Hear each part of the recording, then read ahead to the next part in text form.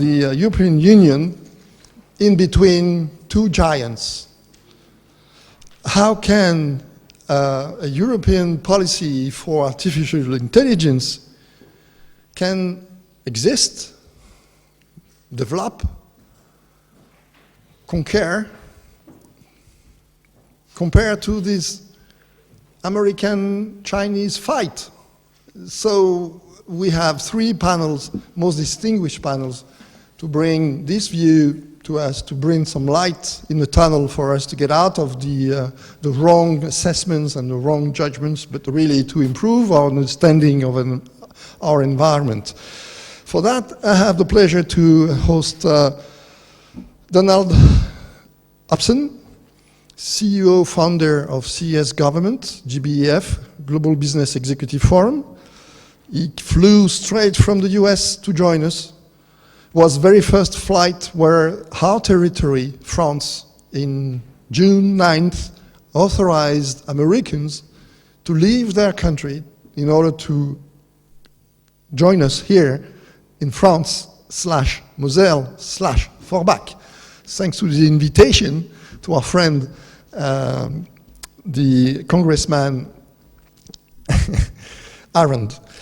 That's the very first speaker. And then we will have the following speech of Franck Desovady. We had to have CCE around the table. And before you join, I need to do some switch to have the Chinese flag along with us, because this gentleman, as a CCE, is a lawyer. He has a firm in Hong Kong and Beijing and China and other places in Asia, but also in Paris. So I need to add one of these flags here, because we want really to enhance how can we exist in Europe.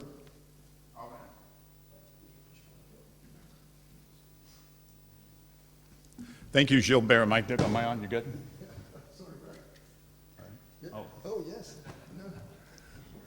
It was an easy fight before you put the flag up. I thought it was just us. But anyway, got it? Bonjour, good Nachmittag to my friends in the United States and the Government Business Executive Forum that I know are on. Hello. Ich kann Französisch nicht sprechen und Deutsch nur ein bisschen, aber sehr langsam. So I'm going to speak in English, and I hope that you can understand it. It's first I can't begin without thanking Christophe Aron, my friend that I've come to know through my other friend Gilbert. I arrived yesterday morning, and I was very proud to be on that first flight from the United States to Paris after COVID. Love France, love coming to Europe. And I hope by the end of this presentation, I have seen the way we've been positioned, the United States, in the fight with China. I'm not sure. We've got some issues with China, and I'd like to discuss. I'll get into those through the course of my presentation. But I'd like to present that maybe there are only two cultures, because when Americans come to Europe, we come to a place that really is our roots, and the things that started our country emanated from the values and the principles that began here. We took them there, and among that, every American grows up knowing about Gilbert de Marquis de Lafayette, who was 19 years old when he left France and became the best friend of the father of our country, General George Washington. 19 years old, was made a general and helped us win the Revolutionary War. And when we became the United States, nobody cared that much about us. The first country to recognize an ambassador was France, and it was Benjamin Franklin. So I'm not sure there are two cultures, because I heard earlier there were three, the American, the European, and the Chinese, that are in this AI fight. I kind of think maybe two of us are on the same side. And I'm going to tell a story. You see up there, my slides are two. I'm not going to get to the second one yet, and I'm going to get some time going through this one. But at a conference, Eric Gillespie, who's a member of the Government Business Executive Forum, and I'll end with a little bit of that because we have an invitation for all of you, but about what we do. But he runs a company, a data company. He's one of the great data scientists, I think, in the government technology and management space. And we had our conference that's part of CES. And the theme was Intelligence Transformed, and it was about artificial technology, or artificial intelligence. And this was the first slide of that conference. And what I think is happening in technology today, the United States, through three factors, was able to establish and maintain a leadership position that it was a strong leader over 50 years ago.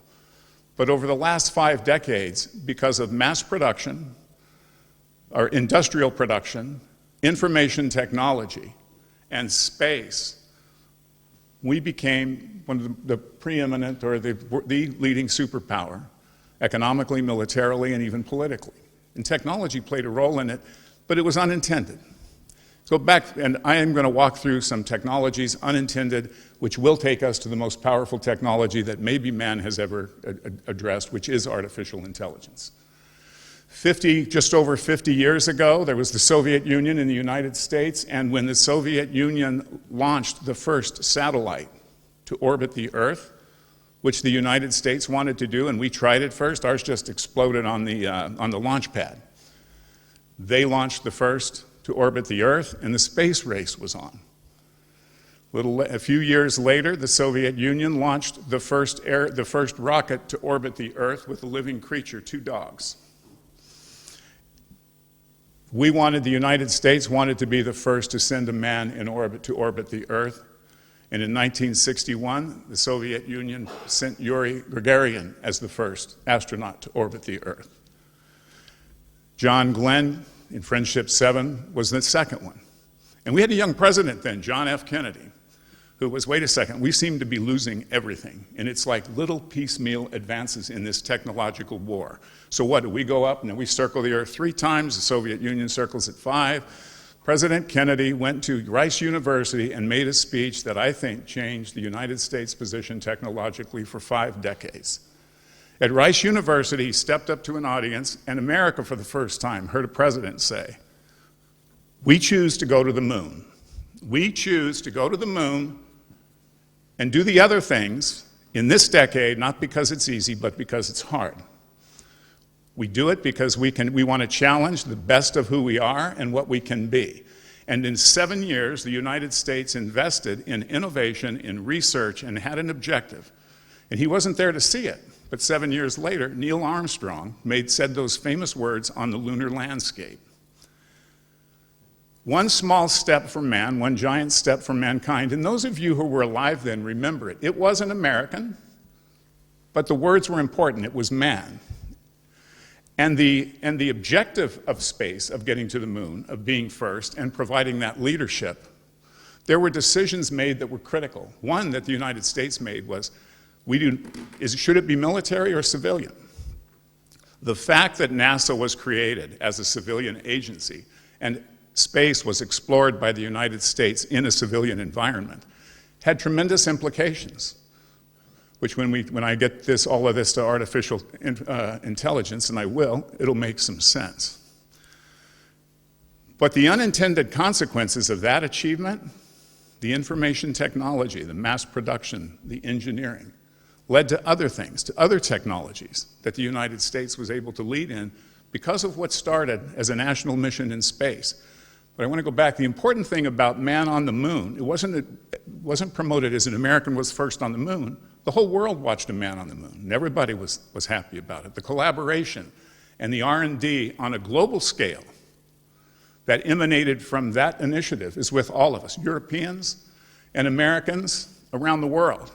But today, very proud that the next mission to Mars, Perseverance, as many of you know, landed on the Mars landscape and is doing a number of things over the next few years, collecting all kinds of, I guess, Martian dust, rocks, whatever.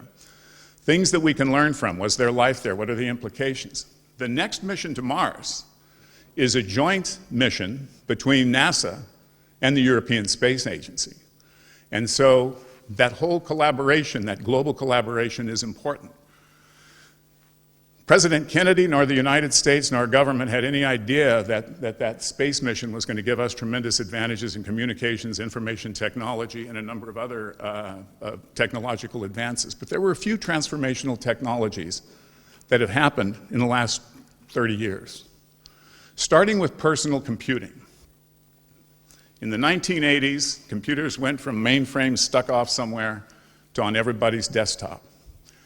And all of the file cabinets of information and research and proprietary data, everything was put onto computers. And it was all done, and it made life a lot easier for everyone. But when it was all there, the people forgot about one thing. What if somebody wants to steal it? The value of data really wasn't appreciated as much. It was more a way to better manage and more efficiently manage information. Stealing it has become something, as we all know, the #1 technology industry in the world. And we're going to talk about this. Nobody's been better at it than China. They've been able for decades to steal proprietary information, and we've had 35 years in our country of negotiations where accepted, let it go, and so on. But today that's changing. China has moved from copying to being really good at advancing technologies. And so that's information technology. Personal computing was one. DARPA, the Defense and Research, the DARPA, our federal R&D agency, in 1995 released to the public a communications protocol that was the internet. At the time, no one understood the implications of what that meant. I happened to be the Secretary of Technology, the first Secretary of Technology that any state had in Virginia. We developed the first governance for the internet in terms of e-commerce and state, and government authorized electronic signatures, renewing of driver's licenses, all the things that we take for granted today. We didn't know at that point that it would destroy businesses, brick and mortar businesses. It would destroy and leave in its wake businesses, but it would create new ones. By and large, the unintended consequences were pretty good. The internet led to something called Facebook and social media. Anybody ever hear of that? I heard it referenced earlier today. There were 500 million people subscribed to Facebook before anyone thought this might be a little more than just exchanging photographs with your friends. The assimilation of that data has led to, in our country, vigorous debate over who controls what goes up. And whether you agree with President Trump or not, who is Mark Zuckerberg or Jack Dorsey to decide who gets to go on or off those platforms? Because at the same time, terrorist organizations that our country opposes and our adversaries are allowed to put up what they want.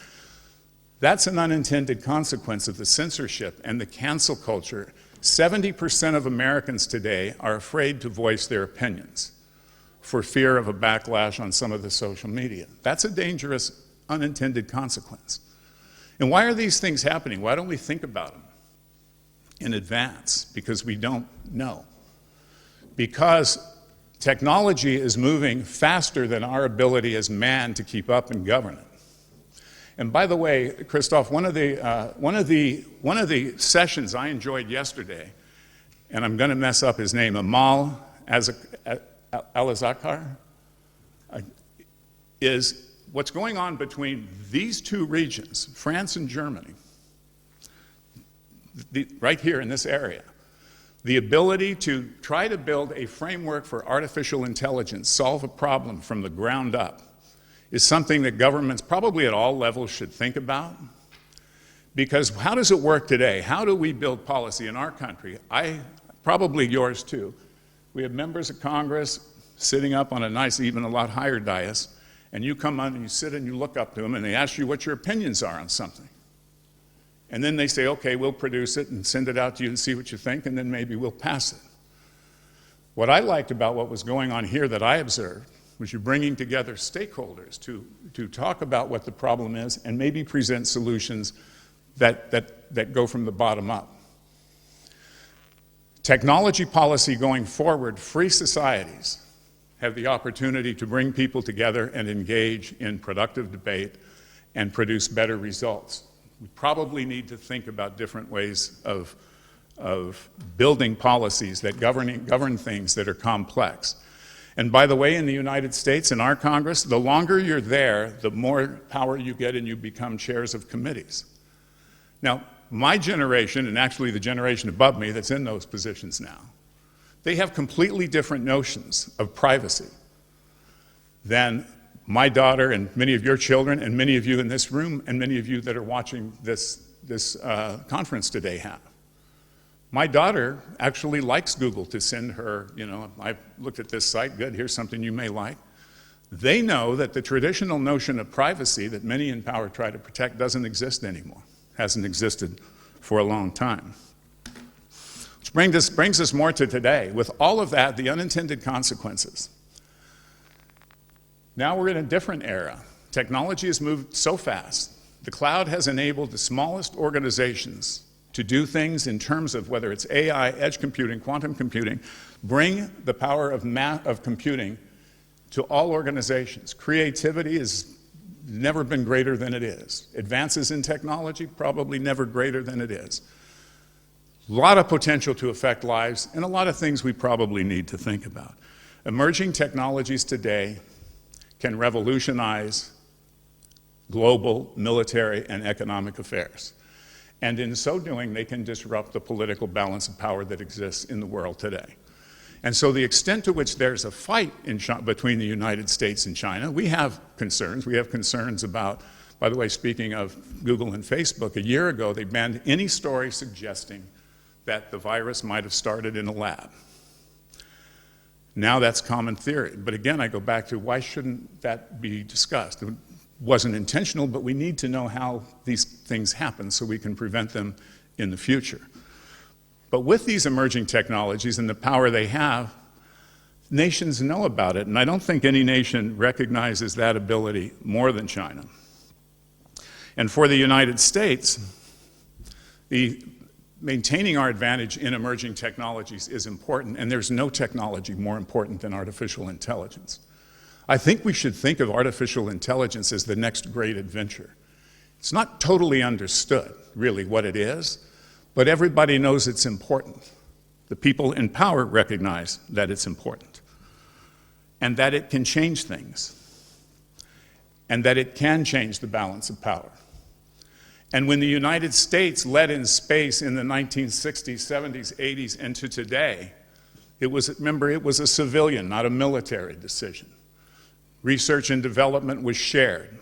And so who leads matters. And if we go to the next slide, the second slide at our conference, the United States does not, whoever owns AI owns the world, the United States does not own AI. And the Chinese have gotten really good at competing in this arena for all kinds of reasons, the least of which is they are not a democracy. They decide 20, 30 years what their objective is going to be, and damned if you get in the way of it, is they put neither France, nor Germany, nor the European Union, nor the United States can put a score on a citizen, and with that score, you are bound to that for the rest of your life. You can't get out of it. As democracy lets you, without political discord, direct projects and investments that we can't do in the United States, that are debated and discussed, and so democracy, on the one hand, is a huge impediment. Or maybe. Because data is protected, it's directed and controlled in China a lot more than it is in the United States. And I think in the European Union as well. I believe that free people in free countries produce the most creative people, and the most creative people producing data that way produce better and more accurate data. Everything's about transparency in the United States. We have the Data Act, a presidential directive that has asked every agency by a given date, and I tell you what it was, but I forgot, it's this year, to develop a plan of data management, organizing foundational data sets that support the evolution of artificial intelligence applications. The U.S. National Defense Strategy listed artificial intelligence as one of the most important areas of investment. And so there's a recognition that AI is important. It doesn't have that let's go to the moon focus yet. It was really interesting that which I could understand. And by the way, if this conference went on 3 more days, I'm pretty sure that German I learned back in high school and college would come back. So that's been, I was starting to pick it up at the end. So it's been really, really interesting to be here. Almost done? 2 more minutes? All right. So when we get to it, but what is the foundation? Data matters. Data is the most important thing we can do. It's about building organizational data sets that can lead into initial AI applications, maybe machine learning, maybe machine assisted, eventually machine driven. But the management of that data is critical. And when you think about the unintended consequence, we need to think about maintaining that data. And I think rather than, we think China, we're going to compete with China on a number of fronts. But rather than Europe positioned between the United States and China, I think that Europe and the United States have common interests. And that's how I met Christophe, through those common interests, through you, Gilbert. Now, I will say we produce a conference, and we will send a virtual invitation for everyone in Europe to participate. We charge Americans to attend virtually. But every year we bring 300 people, and we've moved the conference from concentration on U.S. government, American state and local, with a global perspective. And I'll tell you, for our government officials, they enjoy meeting with people from other countries. And so I will leave you with a video. And July 16th, we want to be the first one out of this pandemic. We want to be the first to show that in-person things matter, and I'm glad you all are doing it here. I do say I'm tired of these things, as we were able to take ours off a few weeks ago in the United States. I don't know if that video can come up, but I'm going to close it. May I suggest, Don, that the video comes at the very end of the speech? But I have a question for you. That's why I was asking for 2 last minutes, processes are important. And one of the major things I have learned going to the CES government, that you give me that unique opportunity to come myself and bring along with me French and European institutionals, companies, scientific labs, is that report. You mentioned data as being important. It's the same person that put that. Exactly, yes. But furthermore, can you explain to us what is accountability? Because that's something, as a culture, we don't understand what is to be accountable. Here, on this, and I suggest we should spread this report, and maybe you can give some answers of what is this report and what means accountability to an American culture. In terms of the question is? This. I mean, what is the story of that usage of that assessment, which is done on a yearly basis on the spending made by the federal artificial intelligence, federal ecosystem? Well, only thing I can tell you is the spending on it is in the billions, just in the Department of Defense. We're spending, I can't tell you anymore, because when I was on Capitol Hill, we talked in terms of hundreds of millions and billions, even until this pandemic. And I can't keep up with the numbers, trillions of dollars. Our technology management fund, of which artificial intelligence is a big part of it, I think is $100 billion for agencies and things to use themselves. So I don't know what the budget is. I do know that it's a national priority, and it's not one that we're going to toy around with projects and things. One thing I think the United States does pretty well with our government is fund these kinds of technology initiatives. And so I feel like I'm running over time, so I don't want to... No, it's great. We have your insight, and I want to open the floor at the end of the round table. Thank you so much, Don. A round of applause, please, for Don. Thank you. Thank you for having me here. So now, let me join the table there. Come back where you belong. So now let me introduce you to Frank. I mean, he's quite of a unique animal as well. He brought me to the French Barreau des Avocats, so the orders of all the lawyers, to think and discuss with the European Barreau of the lawyers, to discuss what would be the consequences and what is the content of the EU-China agreement for investments. So he has an understanding of shareholders, stakeholders, legal framework, regulatory plans. I mean, this is quite of a unique opportunity for us to hear what you have to say, Frank, here on the stage about how can we survive as Europeans against the fight, because the issue is not to know where we're going. We know that we are members of the NATO agreement, and the US is part of the NATO, nobody else. But how are we going to be surviving in this fight? They will be losing teeth, hair, knockdowns and everything. How can we survive? And then we will hear from a global company, and I'm really delighted to have the presence of a global player represented today by a forthcoming CCE as well, another one, with Arnaud Tréguer, who's the commercial Europe for Saint-Gobain, the global company Saint-Gobain. Franck, your turn.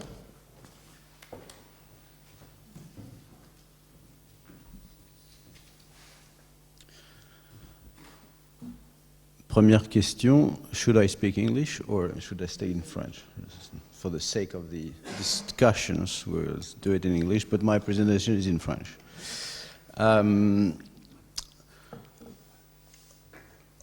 Okay, just to present briefly myself, I've been working in China, I would say Greater China, because that includes Hong Kong and Taiwan for now a little bit more than 25 years, working and living over there. And thanks to the virus, I spent a little bit much more time this year in France. So I start in Asia, I started to work in Taiwan for something like 4 or 5 years. And then after I moved to Shanghai for 3 years, and then to Beijing for 12 or 13 years, I forgot. And then after, recently I was based in Hong Kong, traveling all around China to manage our firm.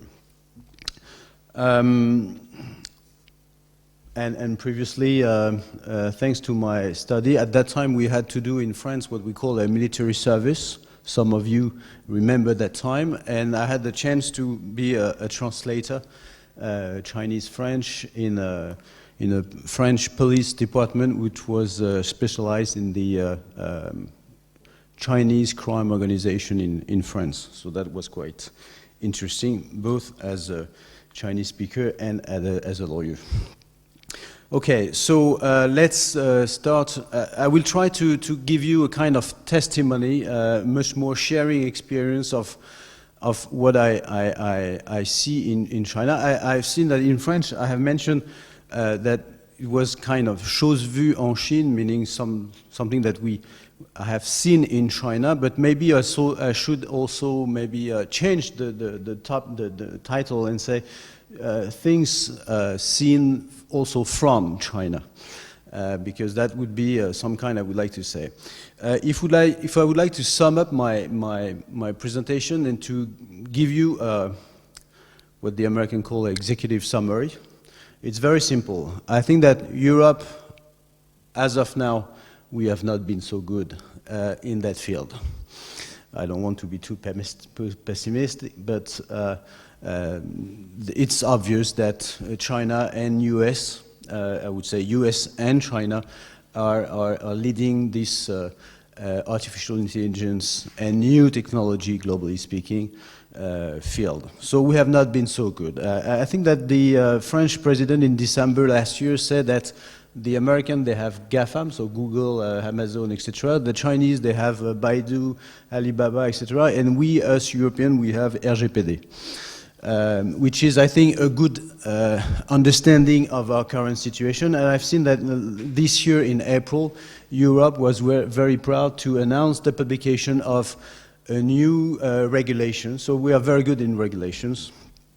I should not say that as a lawyer, but I think that the main topic and the main issues are not really about regulation, but what we are able to do, we Europeans, as in that field of artificial intelligence. So I think that we have not been so good, in spite of the fact that we have some strengths. And we have of course, some intelligence, and I think that the meeting of today is proving that there is a lot of things to be done in Europe, and especially between France and Germany, in terms of artificial intelligence. So we have some added value that we are probably not using as much as we should. And the third idea that I would say is that, of course, the world is looking at China, sometimes with admiration, sometimes with fear. But I would say that personally, I am not sure that even if China has been very efficient recently, and I would say very efficient for the past 40 years in building a competing economy and a competing power. But I'm not sure that currently they are on the right path. So I will try to explain this during my presentation. The first thing just before beginning is that in 1990 I was a student in Shanghai, and I was walking down the Bound, you know, the White Hand, the big, just around the river, and an old Chinese guy tried to speak to me. At that time I was not very good in Chinese, but he tried to. And he told me, you know, in front of us it's Pudong, and so I said, yeah, okay. And he told me that would be the next financial center in the world.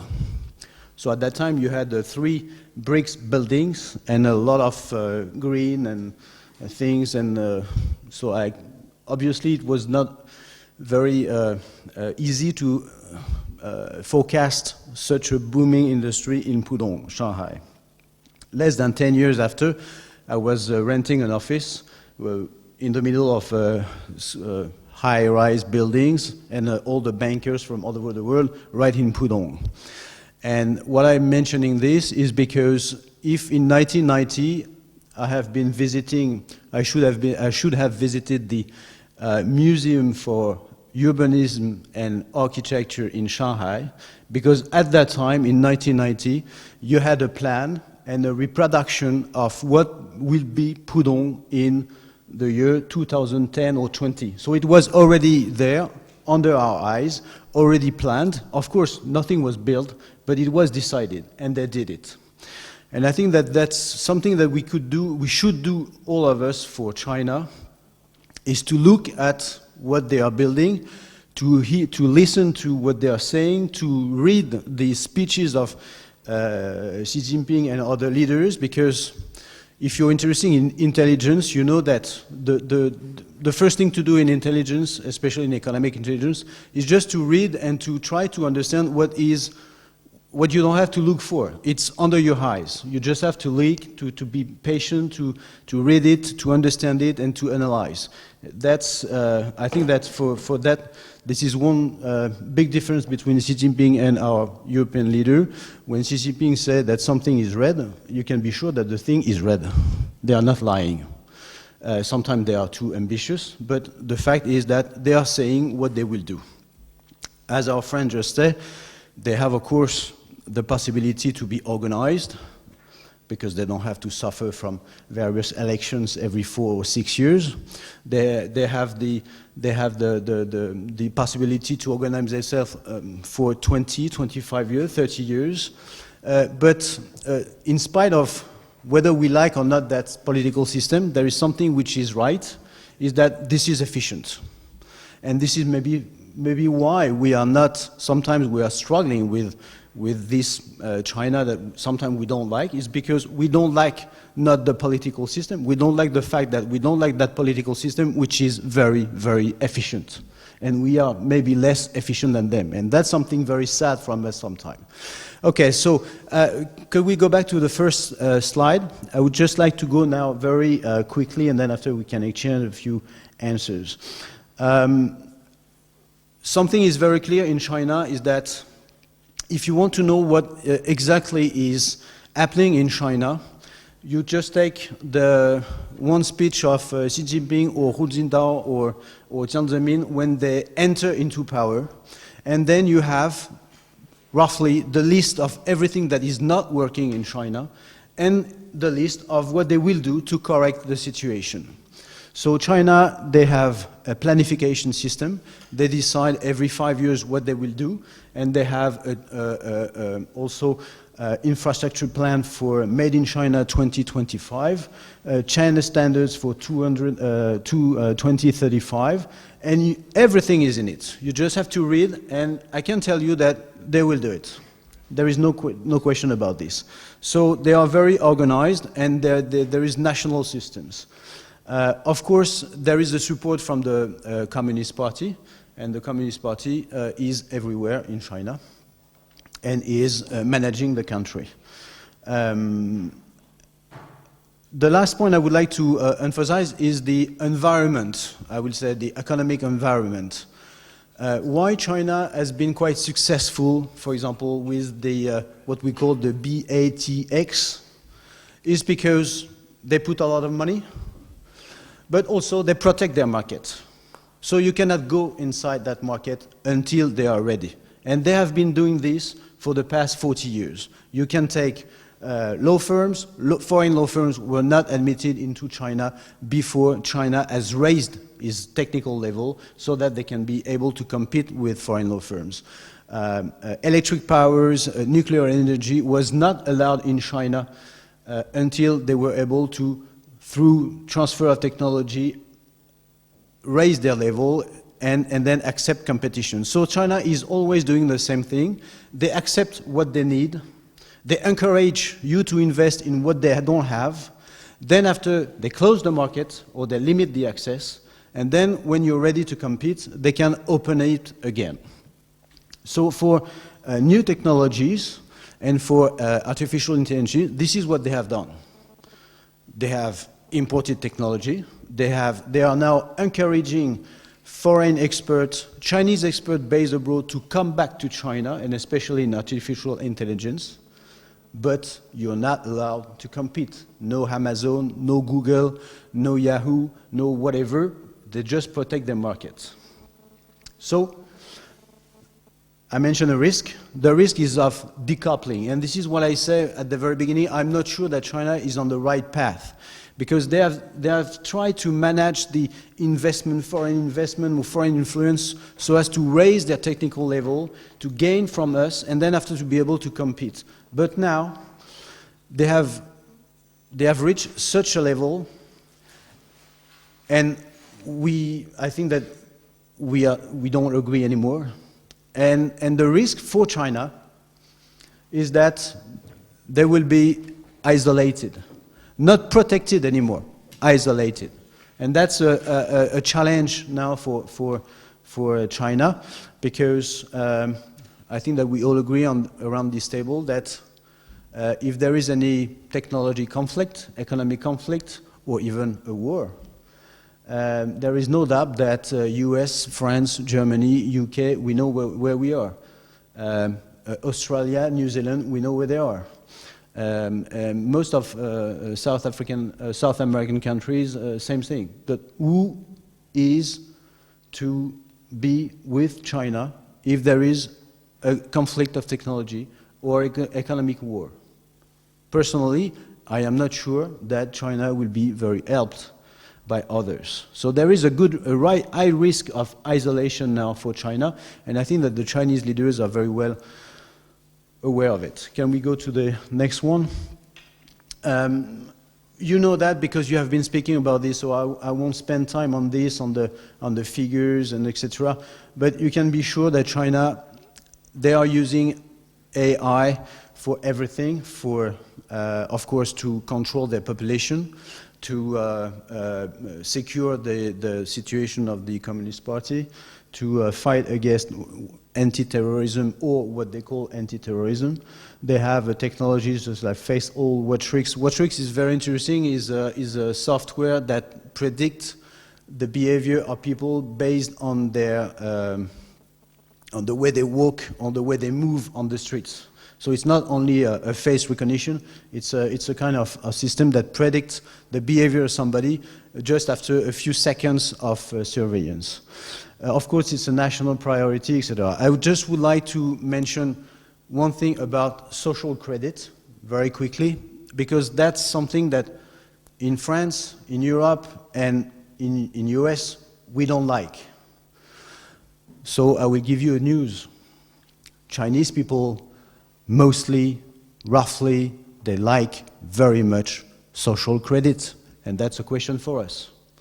I have, for example, employees, associates. They are young lawyers. They have been educated in the US. They have bought 1, 2, or 3 apartments in Shanghai. They are probably much more richer than I am right now. And why they love social credit is because now the people pay the rent. Before they were chasing the rent. The people who were in their apartment were not sometimes paying the rent, but now, thanks to social credit, they pay the rent. They told me, you know, have you seen recently anybody spitting in a flight in China? I say, no, not recently. 20 years ago, yes. And they, thank you to social credit, because if I see somebody spitting on the floor, I will give him a bad rate. And then he will be prohibited from traveling. So now we can travel peacefully without people bothering us. So you have to understand that, of course, for us, it triggers some human rights issues, privacy, etc. But for most of them, they just don't care. It's efficient. It gives them money. And I had even a meeting last year with what we call the French huissier bailiff. They were visiting China, and their colleagues in China, they say they try to convince the French bailiff, huissier, you should use our credit system, social credit. It's very efficient. You will see. You will go once to see somebody and say, you have to pay 2,000 euro. He will pay, or she will pay. Because if she don't pay, no housing, no travel, no hotel, no credit at the bank. So keep in mind that what we hate, of course, some people in China, they don't like it. Or maybe in the near future, they might not like it. But right now, they love it. Next slide. Okay, so that's the current situation. You know this much more than me, so I don't want to... A few words. So, of course, there is a rivalry. Of course, there is a fight between the US and Europe, and it's a dream, and China. And we are just looking at the match, so at the competition. I would say that China is not yet at the level of US, of course. But they are competing a lot, and they are investing a lot in data centers, super computers or super calculators. I think they have now the most important numbers of super calculators. I'm not sure, but this is it. And of course, there is the I will call it the legal battles, because they use legal tools to fight. Yesterday, we just learned, for example, that China has passed a new legislation to sanction any citizen, any company who come from a country that may take sanctions against Chinese interest or Chinese social national security. So this fight, we will see how it evolves, but it's quite fearing, because, for example, if France decides to sanction China because of what's happening, for example, in Hong Kong, then China could now legally take sanctions against French companies in China, but also French citizens in China, mostly in cancelling their visa, expelling or deporting their families, and seize their assets. Next one. Okay, I just want to finish on this. So I use a Chinese translation of the French je pense, donc je suis. So in Chinese, it's 我是个我在, with, of course, a question mark. Why? Because I think that we spend too much time in thinking, and I'm not sure that basically we are. So we should speed up our positions. What I've seen for the past 20 and 30 years, and that's for our French and German friends. Normally in China, when you arrive, you will see Germany, one embassy, same building, one chamber of commerce, same building, all the main German companies. If you go to the French embassy, you have the economic department, which is in another building. You have the French Chamber of Commerce within another building. You have your region Grand Est, which is allied with maybe Nanjing. You have Auvergne, which is allied with Shanghai. You have Marseille, which is allied with Guangzhou. and everybody is competing and fighting against each other. So hopefully in good time we will have some synergy, some common ideas, at least to do like the Germans, to be unified. That would be good for France and of course for Europe. Of course our situation is different. Germany has a huge commercial excellent profit with China, and we have a huge commercial deficit. So it put us in a quite different things. And the other one is that maybe we are more exposed because we are member of the United Nations Council, the Permanent Council. Germany is not, or not yet. So maybe we are more exposed, more obliged to take some positions. But the fact is that we should take example in Germany, take example in looking at what Germany is doing in China for the past 30 or 40 years, and I'm sure that the French and the European will be much more efficient. I will stop. Sorry. Well, thank you so much. You see, I needed a counterweight of your amazing speech with another amazing speech for understanding the blocks, the two regions that's trying to squeeze, or maybe they don't try, they are squeezing us, and how we can survive in these things. So in order to have a better understanding, but still we have a question, a burning question there. Vas-y.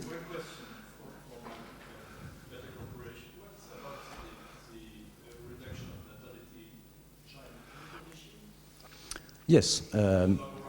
So reduction of birth rate and possible reduction of population in China. That's a big issue.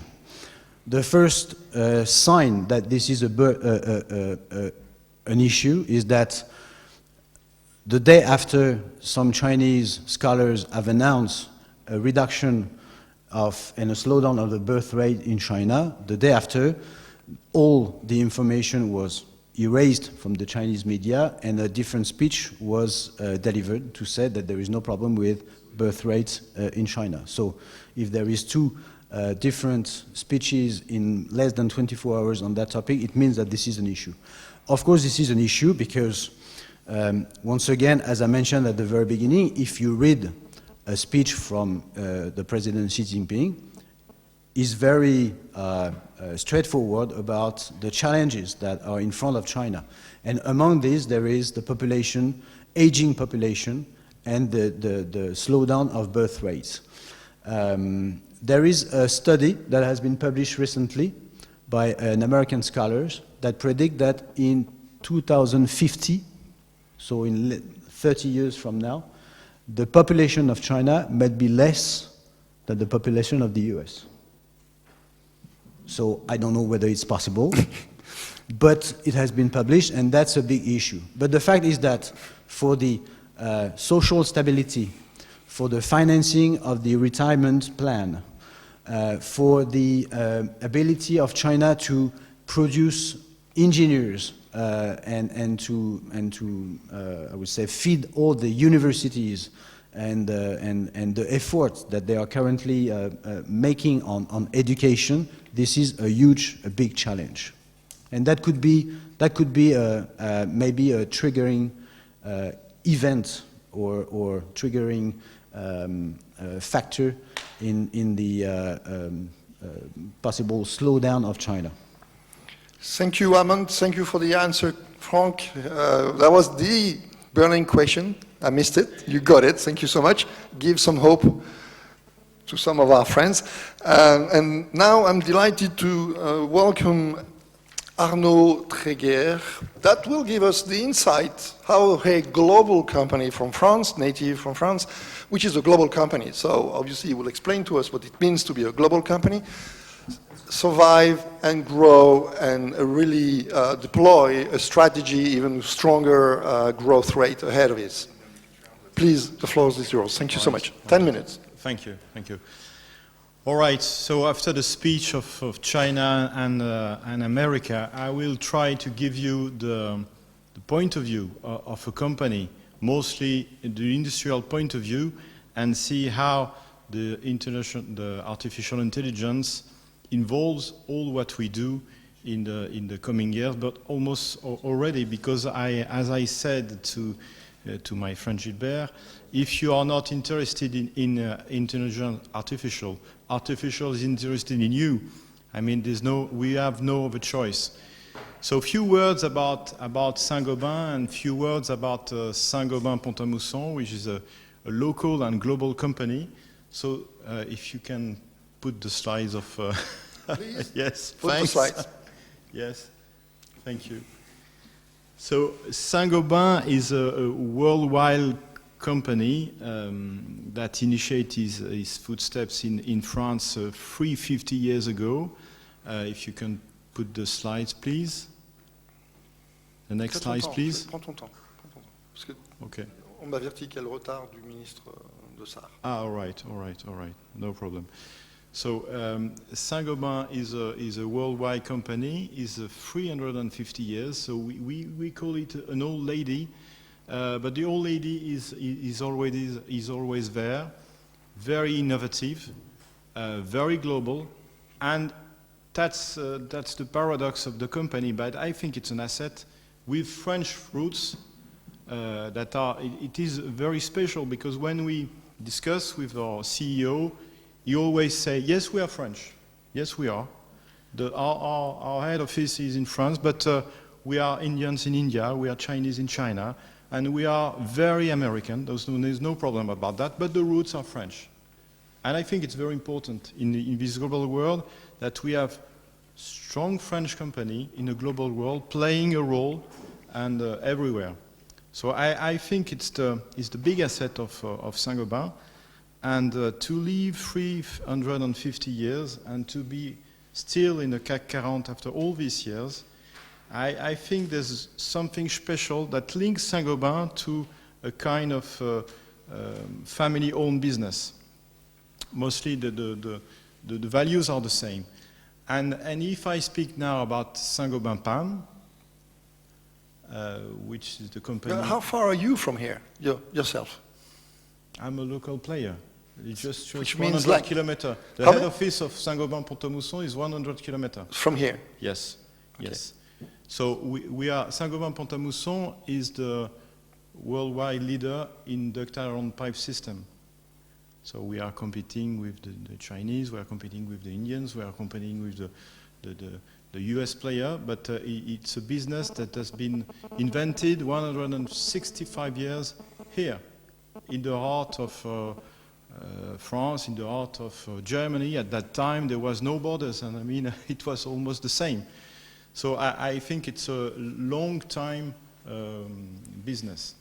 So if now we discuss about innovation, so now if we discuss about artificial intelligence, what do we think about that? What do we think in terms of industry? What do we think in terms of marketing? What do we think in terms of, pipe system? Because we are in a pipe system business. And you know that here on the floor, there are people representing state community, public entities. The leakage in France is 25%. The leakage rate in the US is very bad. And Joe Biden... What does that mean, very bad? I mean, how much? Almost 30. In some place, it's 35. And Joe Biden put a lot of money to reinvest and to make the asset and to make the pipes, it's... So what about the Russians? We have no data. No. Oh, yeah, it's better than...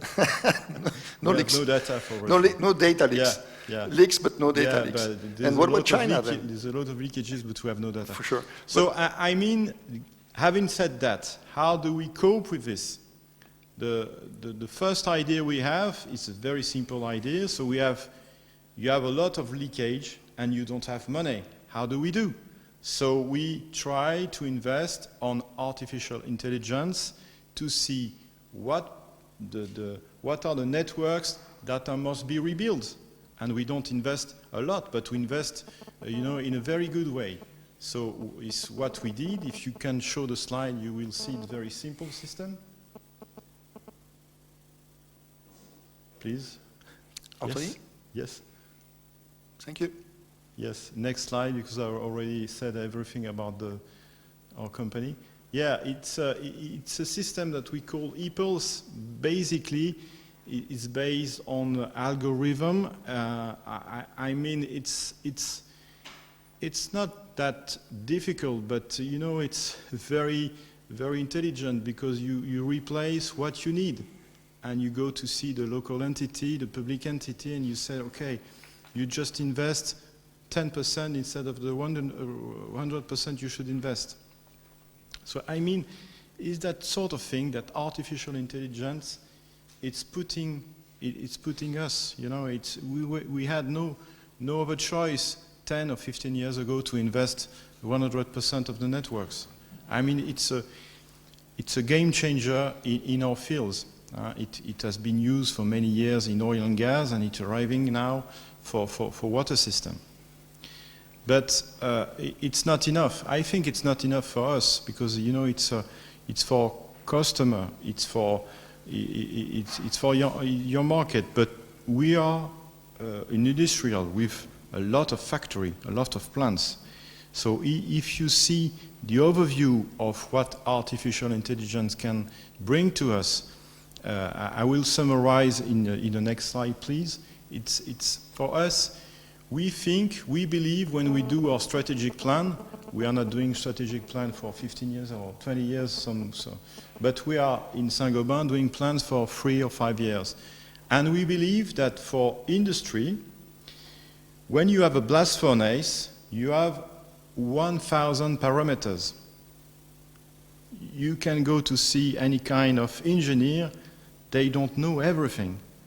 And sometimes, you know, because it's an old industry, we are losing the knowledge. We don't even know how it works. So artificial intelligence leads the way to old industry, like blast furnace, like foundries, to produce what is needed. So this is the first point. And the second point is for product. I already said about, leakages and so on. And the third point for me, it's more my field, it's marketing and sales, predictable marketing and sales. I'm not talking about the way a citizen is going to behave, but I'm going the way a customer is going to behave. Because when we are dealing with so many customers, so many markets, you don't know, because your point of view is very intuitive. Sales is intuitive, and artificial intelligence gives you a framework and is going to say to you, to the sales manager, to the people in charge, this customer is going to fail in 6 months' time. This customer is going to switch from you to another customer. Why this customer? Because the sales network, they are all the time, I know my business, I know my customer, I know everything. It's not true. Because in front of all the parameters, artificial intelligence, every week is going to give you the framework. So we do believe that it's a big advantage. There's nothing on the table right now, but I think in many markets it's happening, and it will happen also in industry, in the old industry. So I think there's a lot to do, and it's not, it's not with big players, but it's a down-to-earth artificial intelligence that leads the business. This is the testimony I wanted to share with you. Thanks for inviting me. Thank you.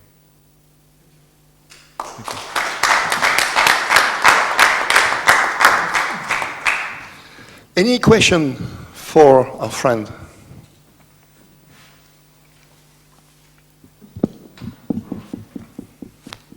In French, please, for me.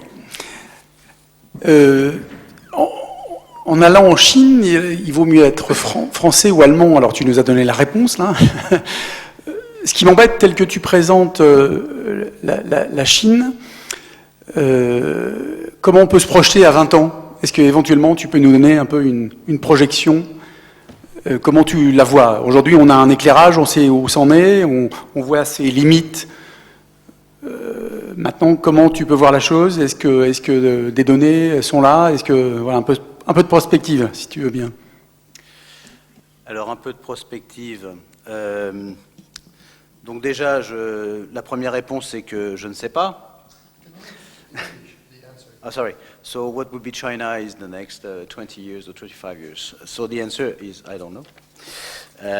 But if I try to guess, I think that there is... first, I don't think that the political power is in danger. This is often a question that is asked whether, so for example, as a lawyer, I was among a lot of people who were thinking that in the 90s or at the beginning of just before, for example, the Olympic Games, we saw a lot of progress in the, let's say, rule of law,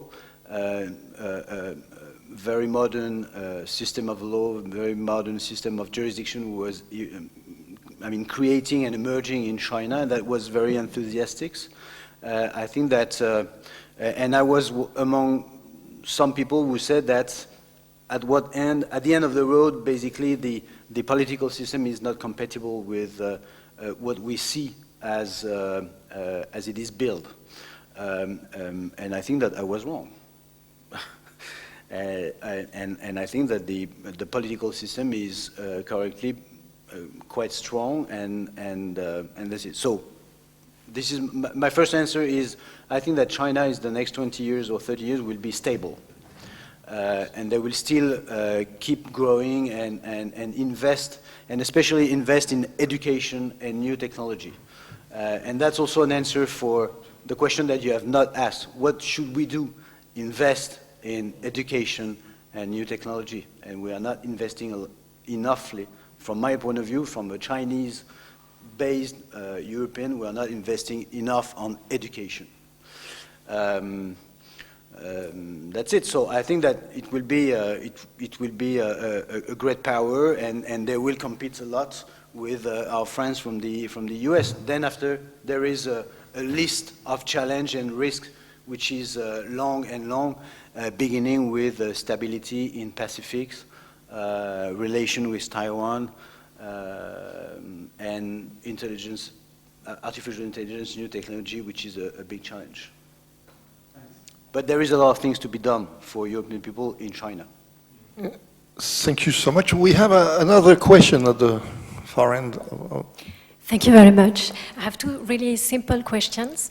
First of all, even if we are in a European... Can you introduce yourself, please? Oh, thanks. I'm Isabelle Maras. I am a so-called international expert in support of international partnerships of the Franco-German University. So my General Secretary, Mrs. Berthomier, talked and gave a speech earlier on this afternoon.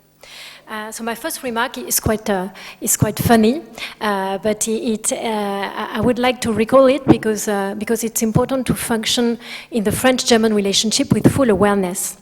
And I had the opportunity 2 years ago to make a trip in China, and I was with a German friend there, and we had to give a speech and to introduce ourselves and our experiences in front of a Chinese young audience of students. And he was an engineer at Airbus, based in Hamburg, and I was a PhD student in political sciences from France, but living in Hamburg as well. And in the end, we turned the questions back and asked them what they thought about us. And their answers were that they found the Germans really serious and fast, and the French romantic and slow. And it was a really striking answer, and I was a bit shocked, I must confess. And so it would be my first question: is it still valid? And then what would be, maybe for you, so who interviewed as a lawyer, what are the concrete means to get a kind of awareness about our duo as French-Germans acting abroad, to be aware of our strengths and weaknesses?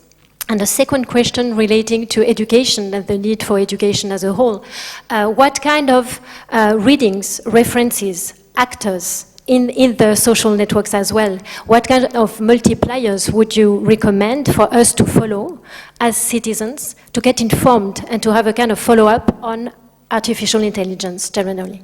Thanks a lot. So I think I can answer the first question. The second, I'm not sure. So, are we French still romantic and slow when German are efficient and organized and fast? I think we still have this image, and I think that we are 95% responsible of this reputation. I will give you one example that I just discussed this morning with the French Bar Association and the Ministry of Justice in Paris. If you go to the French embassy in China, you have hundreds of people in charge of cultural activities, theater, movies, street art, painting, sculpture, and we invest a lot in because this is one of our main identity. So I'm not challenging or criticizing the fact that we are doing this. This is good. But we have one nuclear attaché.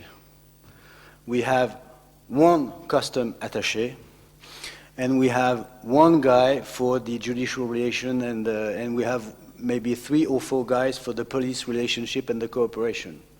I don't speak about AI, where we have very few people. So we have chosen to invest in some fields, and when you go to the French embassy, for example, in Beijing, if you look at the spaces which is dedicated to cinema, books, culture, and what we want to export, no surprise that we are seen as romantic.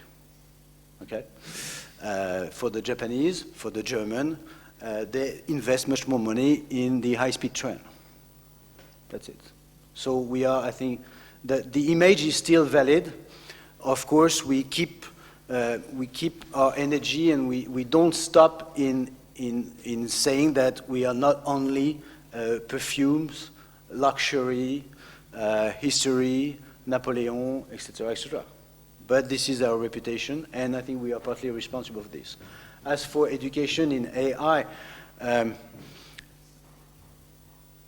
I don't know. I mean, there is a lot of sources, especially from the Tsinghua University, that I do recommend for their insight, and not only because Xi Jinping has been graduated from Tsinghua, and he's surrounded by people from Tsinghua. I would say that when I said that we should invest in education if you want to understand and compete with China, or at least be able to do some things in China, if you look at China, except the Prime Minister Li Keqiang, all the ministers, they are engineers. Look at our ministers. We don't have a lot of scientifics in our government. So this is maybe something we should reflect on and think about this.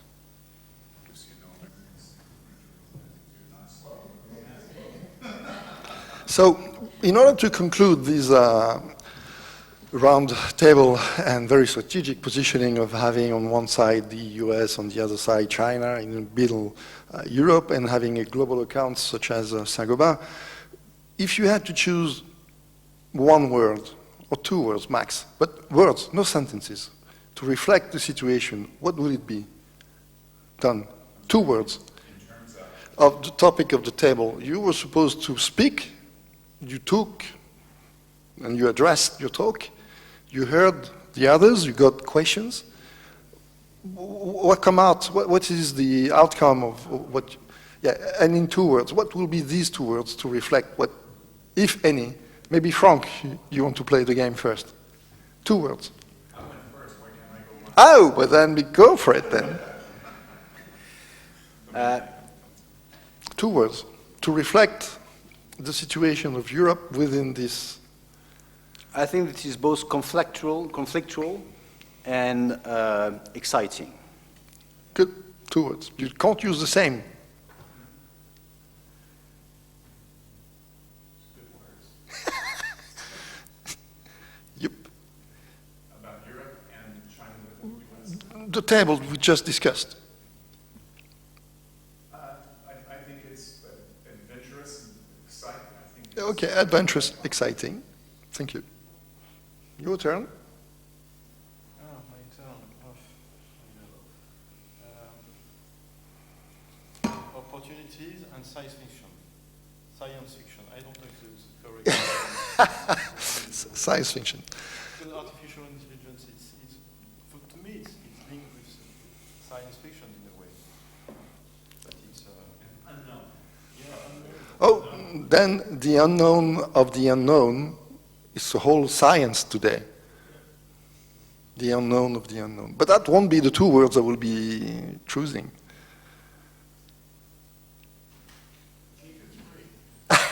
No, that was fantastic. Thank you, gentlemen. I want really to give a round of applause before we kick off with the conclusion.